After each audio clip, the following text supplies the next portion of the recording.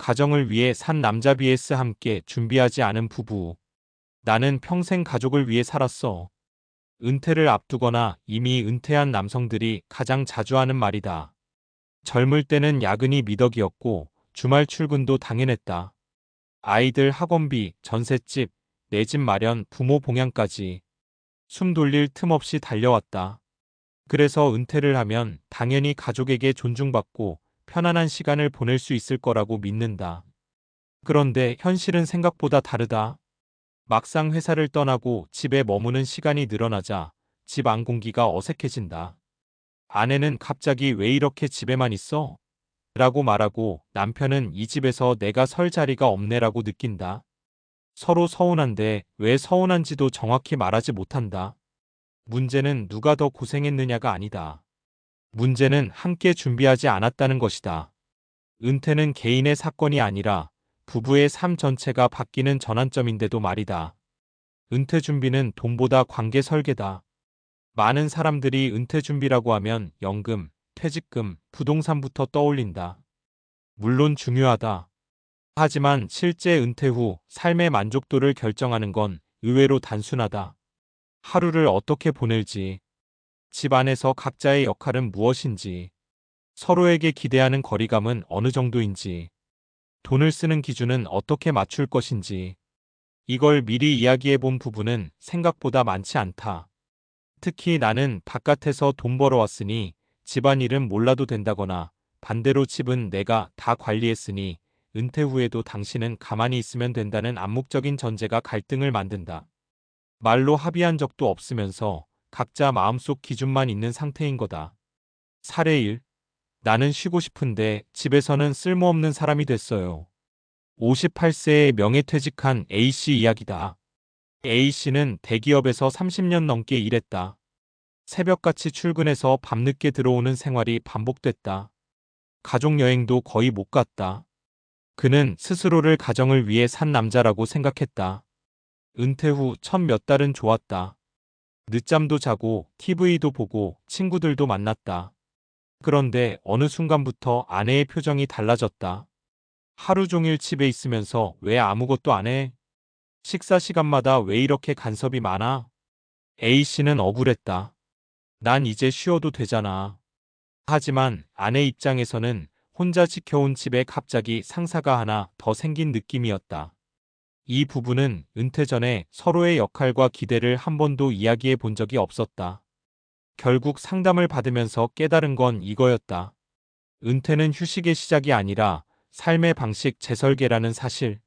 사례 2. 돈은 충분한데 같이 있을 줄은 몰랐어요. B 부부는 재정적으로 여유가 있었다. 연금도 잘 준비돼 있었고 집도 두 채였다. 주변에서는 은퇴 준비 완벽하다고 부러워했다. 그런데 은퇴 후 갈등은 오히려 더 심해졌다.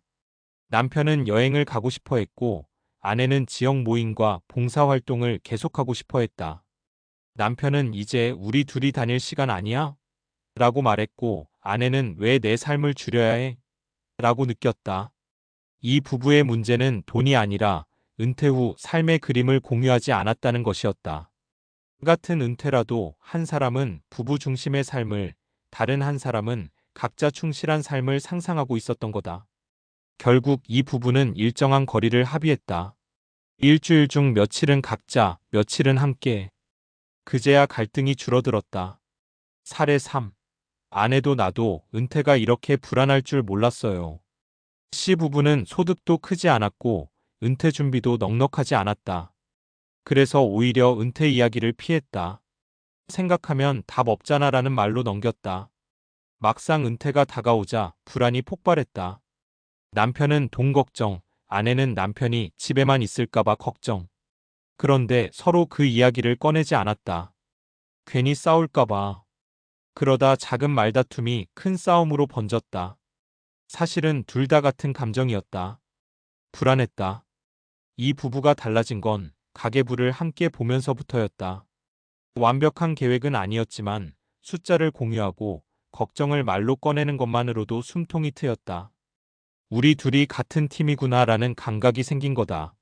함께 준비하지 않으면 은퇴는 고립이 된다. 은퇴 후 외로움을 느끼는 사람들이 많다. 특히 남성에게서 더 두드러진다. 회사가 사라지면 정체성도 함께 흔들리기 때문이다. 그런데 이 외로움은 부부 사이에서도 생긴다. 같은 집에 살면서도 각자 고립되는 거다. 그래서 은퇴 준비에서 가장 중요한 질문은 이거다. 얼마가 있느냐? 가 아니라 우리는 앞으로 어떻게 살고 싶은가? 이 질문을 함께 던져본 부부와 그렇지 않은 부부의 차이는 시간이 갈수록 더 크게 벌어진다. 은퇴 준비 지금이라도 늦지 않다. 이미 은퇴했어도 괜찮다. 지금이라도 늦지 않았다. 하루 일과를 함께 이야기해보고 돈 이야기를 피하지 말고 꺼내고 혼자만의 시간과 함께하는 시간의 경계를 정하고 당신은 어떻게 살고 싶어? 라고 물어보는 것. 이게 진짜 은퇴 준비다. 왜 함께 준비한 부부가 은퇴 후 더 행복할까? 이건 감정의 문제가 아니라 꽤 분명한 데이터와 연구 결과가 있다. 노년기 삶의 만족도를 연구한 여러 사회과학 연구를 보면 공통적으로 나오는 결론이 하나 있다. 은퇴 후 행복을 가장 잘 설명하는 변수는 소득 규모가 아니라 관계의 질이라는 점이다. 실제로 장기 추적 연구로 유명한 하버드 성인발달 연구에서도 노년기의 행복과 건강을 예측하는 가장 강력한 요인은 친밀한 인간관계의 안정성이었다. 이 연구는 80년 넘게 사람들의 삶을 추적했는데 돈이나 지위보다도 누구와 어떻게 연결되어 있느냐가 훨씬 중요하게 작용했다.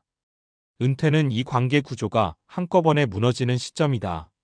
직장 동료, 사회적 역할, 일상의 리듬이 동시에 사라진다. 이때 부부 관계가 유일한 생활 기반이 되는 경우가 많다. 그런데 그 부부 관계가 준비되지 않았다면 은퇴는 자유가 아니라 부담이 된다. 인간은 역할이 사라질 때 가장 흔들린다. 심리학에서 자주 언급되는 개념 중 하나가 역할 정체성 롤 아이덴티티이다. 사람은 자신이 어떤 역할을 수행하는지를 통해 자존감과 정체성을 유지한다는 이론이다. 회사에서는 팀장, 부장, 전문가였던 사람이 은퇴와 동시에 아무 역할도 없는 사람이 되면 뇌는 그걸 상당한 스트레스로 인식한다. 실제로 은퇴 직후 우울감과 무기력을 겪는 사람들의 상당수는 경제적 문제보다 쓸모없어졌다는 감각을 더 힘들어한다. 여기서 중요한 포인트가 하나 있다.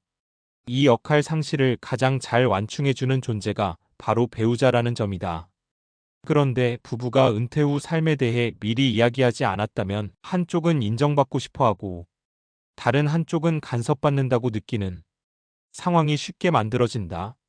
이게 바로 많은 부부가 겪는 은퇴 갈등의 정체다. 함께 준비는 예측 가능성을 만든다. 뇌과학적으로도 설명이 가능하다. 인간의 뇌는 불확실성을 가장 큰 스트레스로 느낀다. 그래서 같은 어려움이라도 예측 가능한 고통이 예측 불가능한 고통보다 훨씬 견딜만하다. 은퇴 후 갈등이 커지는 부부를 보면 공통점이 있다.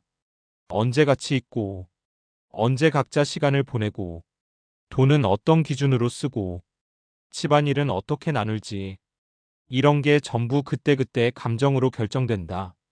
반면 함께 준비한 부부는 완벽하지 않아도 최소한의 합의가 있다. 이 정도는 예상했던 일이다라는 인식이 생기면 갈등은 훨씬 관리 가능한 수준으로 내려온다.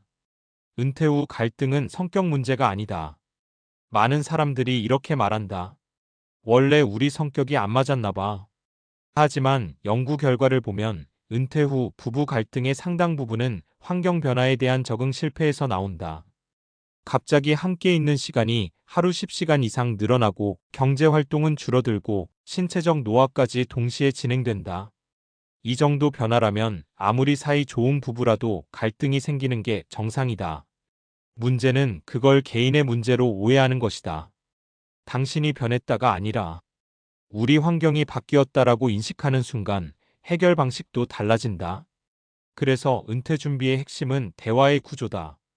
많은 전문가들이 공통적으로 강조하는 은퇴 준비 체크리스트가 있다. 의외로 복잡하지 않다. 하루 루틴을 말로 꺼내보기.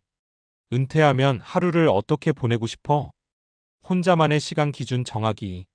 붙어 있는 게 꼭 좋은 건 아니다. 돈을 쓰는 원칙을 공유하기. 액수보다 기준이 중요하다. 서로에게 기대하지 말아야 할 것 정하기. 기대는 종종 실망의 다른 이름이다. 이 대화들이 중요한 이유는 정답을 찾기 위해서가 아니다. 같은 방향을 보고 있다는 감각을 만들기 위해서다. 은퇴는 관계의 성적표가 아니라 재설계 기회다.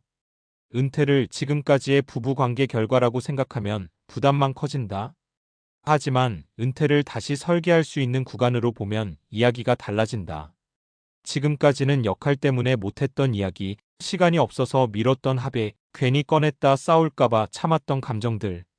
은퇴는 그걸 정리할 수 있는 거의 유일한 시기다. 결국 이 질문으로 돌아온다. 가정을 위해 산 남자였다는 사실은 변하지 않는다. 하지만 앞으로의 삶은 함께 준비한 부부만이 덜 외롭고 덜 불안하다. 은퇴 준비는 끝난 인생을 정리하는 일이 아니라 남은 삶을 어떻게 살 것인지 다시 쓰는 일이니까.